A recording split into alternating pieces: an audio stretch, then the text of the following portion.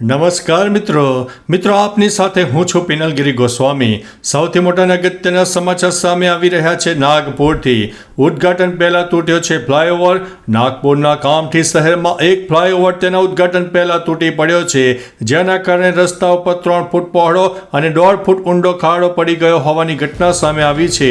આ ફ્લાયઓવરનું ઉદ્ઘાટન અત્યાર સુધી થયું ન હતું, જોકે તેનું બાંધકામ છેલ્લા 5 થી 6 વર્ષથી ચાલી રહ્યું હતું અને તેના માટે લગભગ 65 કરોડ રૂપિયાનો વહીવટી મંજૂરી પણ મળી ગઈ છે।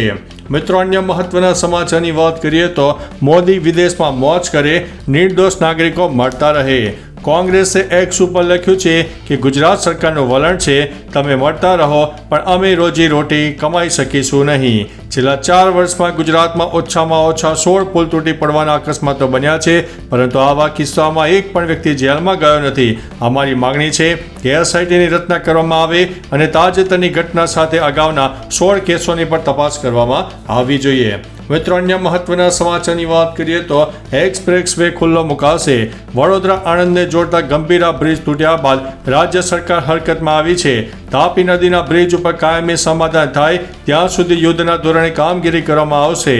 અમદાવાદ તરફથી મુંબઈ જતા વાહનોને કિમ 4 રસ્તાથી એના જતા એક્સપ્રેસ માર્ગ ખુલ્લો મુકાશે।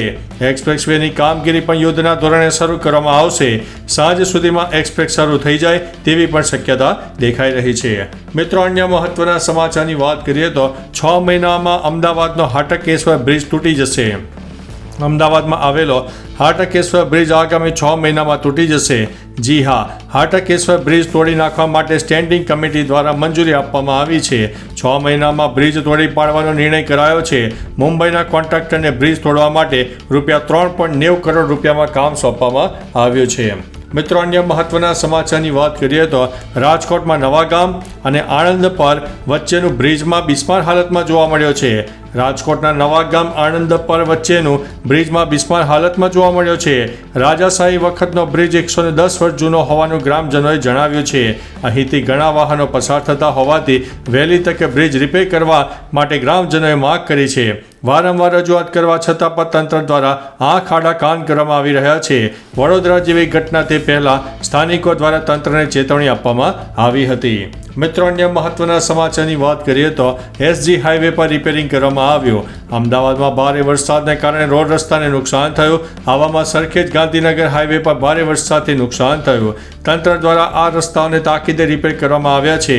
નેશનલ હાઈવે 147 પર ક્ષતિ પામેલો માર્ગો પર હોટ મિક્સ, વેટ મિક્સ અને કોલ્ડ મિક્સ દ્વારા પેચવર્ક અને મરામતની કામગીરી પૂર્ણ કરવામાં આવી છે। મિત્રો, અન્ય મહત્વના સમાચારની વાત કરીએ તો સાબરમતી નદી પરનો 65 વર્ષ જૂનો બ્રિજ જોખમી। સાબરકાંઠા મહેસાણા સરહદ પર આવેલા સાબરમતી નદીના બ્રિજની હાલત ખરાબ થઈ ગઈ છે। નદી પરનો 65 વર્ષ જૂનો બ્રિજ જોખમી બની ગયો છે।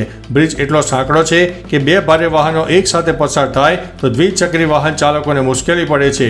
બ્રિજની બંને બાજુની પેરાપેટ પણ તૂટેલી હાલતમાં છે। સ્થાનિક વાહન ચાલકોએ નવા બ્રિજની માગણી પણ કરી છે। મિત્રો, અન્ય મહત્વના સમાચારની વાત કરીએ તો ગૌચર જમીન ખુલ્લી કરવા બાબતે માલધારીઓ ઉપવાસ ઉપર જોવા મળ્યા છે। વિસાવદર તાલુકાના કાલસરી ગામમાં ગૌચરની જમીન ખુલ્લી કરાવવા બાબતે માલધારીઓ ઉપવાસ ઉપર ઉતરી ગયા છે। ગામની હજારો વીઘા ગૌચરની જમીન પર પેશકદમી થઈ ગઈ હોવાનો આક્ષેપ કરવામાં આવ્યો છે।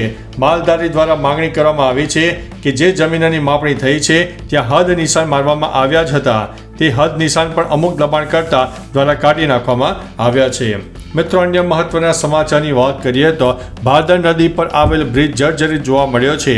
બોટાદ જિલ્લાના રાણપુરને જોડતો ભારદર નદી પર આવેલો બ્રિજ જર્જરિત હાલતમાં છે।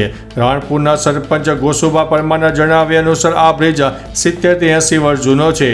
ભારદર નદી પરનો આ બ્રિજ હાલ જર્જરિત હાલતમાં હોવાથી તેના સમારકામ માટે અનેક વખત રજૂઆતો કરવામાં આવી છે। મિત્રો, અન્ય મહત્વના સમાચારની વાત કરીએ તો પાટડી જૈનાબાદ વચ્ચેનો જર્જરિત પુલ જોખમી। સુરેન્દ્રનગર જિલ્લાના પાટડી અને જૈનાબાદ વચ્ચેનો પુલ જર્જરિત અવસ્થામાં છે। આ પુલ રાજસ્થાનથી ઝાલાવાડ, મોરબી અને કચ્છ સુધી જવા માટેનો મુખ્ય પ્રવેશ દ્વાર છે। રાજસ્થાનના ઉદયપુરથી મોરબી જતી ટ્રકો આ માર્ગનો ઉપયોગ કરે છે। પુલ નીચેથી કડી તરફથી આવતું વરસાદી પાણી વોકડા મારફતે રણમાં વહે છે। આ પુલ પરથી રાત દિવસ ભારે વાહનોની અવરજવર ચાલુ રહે છે। નવા પુલનું બાંધકામ શરૂ થયું છે।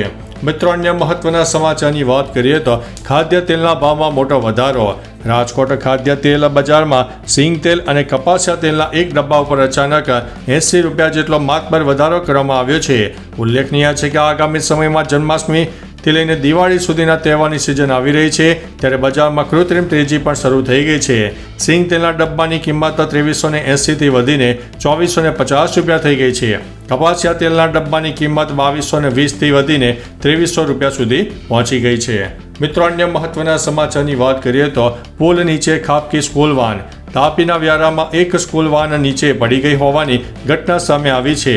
તાપી જિલ્લાના વ્યારાના તાળકુવા ગામમાં બાળકોને શાળાએ છોડીને પરત ફરતા સમયે વાન પુલની નીચે પડી ગઈ હતી. આ અકસ્માતમાં સદનસીબે કોઈ જાનહાનિ થઈ નથી. મિત્રો અન્ય મહત્વના સમાચારની વાત કરીએ તો ગઈકાલે 63 તાલુકામાં હળવાથી મધ્યમ વરસાદ નોંધાયો. હવામાન વિભાગની આગાહી અનુસાર ગઈકાલે 63 તાલુકામાં હળવાથી મધ્યમ વરસાદ નોંધાયો. ગારિયાદરમાં સૌથી વધુ 2 ઇંચ વરસાદ ખાબક્યો. સાબરમતીમાં પાણી આવ્યાના માત્ર 9 દિવસમાં ગાંધીનગરને સંત સરોવર ડેમ છલકાઈ ગયો છે. સિહોરમાં 1 ઇંચ, જ્યારે ભાવનગર શહેર તેમજ છોટા ઉદેપુરના સંખેડામાં અડધો ઇંચ વરસાદ પડ્યો. 24 કલાકમાં રાજ્યના 56 તાલુકામાં વરસાદ નોંધાઈ ગયો છે. મિત્રો અન્ય મહત્વના સમાચારની વાત કરીએ તો જીતનગર બ્રિજની સ્થિતિ ચિંતાજનક જોવા મળી છે. કરજણ નદી પરના જીતનગર બ્રિજ જોખમી બન્યો છે. 50 વર્ષથી જૂનો આ પુલ મહારાષ્ટ્ર, સુરત, વલસાડ જિલ્લા તેમજ દેડિયાપાડા અને સાગબારા તાલુકાને જોડે છે. હાલ પુલ ઉપર તિરાડો અને ખાડાઓથી ભરાઈ ગયો છે. આ પુલ પરથી રોજના 10,000થી વધુ લોકોની અવરજવર થાય છે. તાજેતરમાં વડોદરા આણંદ વચ્ચે ગંભીરા બ્રિજ દુર્ઘટનામાં અનેક લોકોના મોત થયા બાદ જર્જરિત પુલોની સ્થિતિ હવે ચિંતાનો વિષય બની છે. મિત્રો અન્ય મહત્વના સમાચારની વાત કરીએ તો ગંભીરા પુલ દુર્ઘટના, મોરારી બાપુએ સહાય જાહેર કરી છે. ગંભીરા પુલ દુર્ઘટનામાં મૃતકોના પરિવારજનોને મોરારી બાપુએ સહાય જાહેર કરી છે. મોરારી બાપુએ મૃતકોના પરિવારને કુલ 2.25 લાખની સહાય જાહેર કરી છે. આ દુર્ઘટનામાં મૃત્યુ પામેલા લોકોના પરિવારો પ્રત્યે સંવેદના વ્યક્ત કરતા મોરારી બાપુએ દરેક મૃતક પરિવારને 15,000 રૂપિયાની સહાય જાહેર કરી છે. રાશિ વડોદરા સ્થિત રામકથાના શ્રોતા રાજુભાઈ દોશી મારફતે પરિવારો સુધી પહોંચાડવામાં આવશે. મિત્રો અન્ય મહત્વના સમાચારની વાત કરીએ તો અમદાવાદમાં ભારે પવન ફૂંકાવાની આગાહી. હવામાન વિભાગના ડાયરેક્ટર A.K. દાસ દ્વારા માહિતી આપવામાં આવી છે. આગામી 5 દિવસ દરિયાકાંઠે 30થી 40 કિલોમીટરની ઝડપે પવન ફૂંકાશે. આ સાથે અમદાવાદમાં પણ ભારે પવન ફૂંકાવાની શક્યતા છે. હાલ 2 સિસ્ટમની અસરથી રાજ્યમાં છૂટોછવાયો વરસાદ થશે. ચોમાસાની સિઝનમાં અત્યાર સુધીમાં સામાન્ય કરતાં 94% વધુ વરસાદ નોંધાઈ ગયો છે. તો ચાલો મિત્રો, ફરીથી દેશ અને દુનિયાના સુપરફાસ્ટ સમાચાર લઈને મળતા રહીશો. ત્યાં સુધી અમને રજા આપશો. નમસ્તે.